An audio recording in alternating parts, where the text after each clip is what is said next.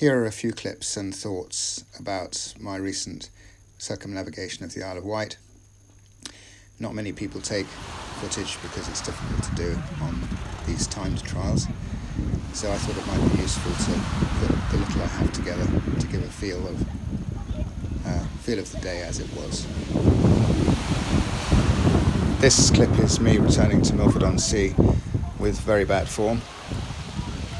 It's where I set off from 12 hours before.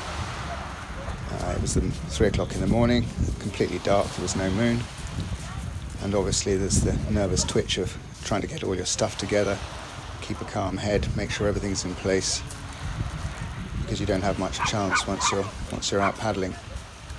The Needles is 5 kilometres away, so that was the start point, and obviously crossing the Needles Channel is full of shipping hazards, and you can't see the waves coming. There were a couple of choppy bits, and so you just have to relax and let it come at you and be flexible, really.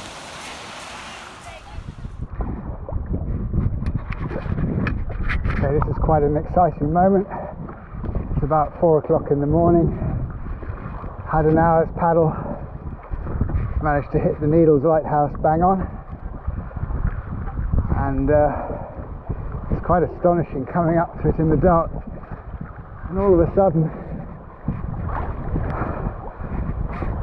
the white chalk just suddenly glows out of nowhere. That's fantastic. Anyway, there's a lot to do today. And it does take a bit of energy to get this stuff together to just get to the start point. Anyway, it's going to be a good day, I hope.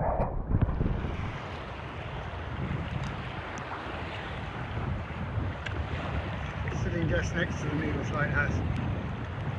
Probably can't see any of the needles. And there's this little bit of a roughy-toughy sort of tide thing going on out there. I'm just sitting just outside it, but it's quite eerie. Looking forward to the light, really. There's too many uncertain things in the dark. There's a big ship coming in over there. I saw its steaming lights well out, and it was quite a relief when I saw its port green light, because it meant I was on the right side of it. But it's moving fast, and you probably can't see that, but I identified it correctly. But it's jolly frightening when you see it. You suddenly get the 2 steaming lights and the port red light, and that meant it was on the wrong side, so I just dived for the island, and the green appeared almost immediately, so I knew I was on the right side of him for the channel. But he's moving along quick, so you don't play kittens with these guys. You just get out of the way quick. Anyway, half an hour to start, so I'm just going to sit around here. It's lovely and warm, and it's quite safe up next to the Needles here. Got past the lighthouse. There was quite a big tide race. I don't understand it because it's supposed to be slack water. Anyway, that's the Needles for you. Anyway, I'm now making my way around Satchel's Bay, and the sea is completely full of either flying fish or fish that are jumping big time. They're hitting the back deck, they're attacking the light behind me. There's been quite a big one on the back deck. They hit the paddle. It's crazy. And shouldn't be recording, I should be getting on with some hard work. But I just couldn't resist it because there's phosphorescence everywhere, and this camera's no good at all. You won't be able to see that. I'm just like paddling through phosphorescence, and the water is about 65 or more degrees. I've got flying fish buzzing everywhere, and the sun hasn't even come up yet. It's bloody marvellous. I didn't manage to get any more footage on this trip. Things got quite busy around St Catherine's, and despite the fact this was the second circumnavigation of the Isle of Wight I've done in 3 weeks, I still made some mistakes with the tide. I went too close in on the southern side of the island, Tried to avoid the heavier water around St Catherine's and got caught in a big eddy there. And the tidal planning around the east side of the island was complicated.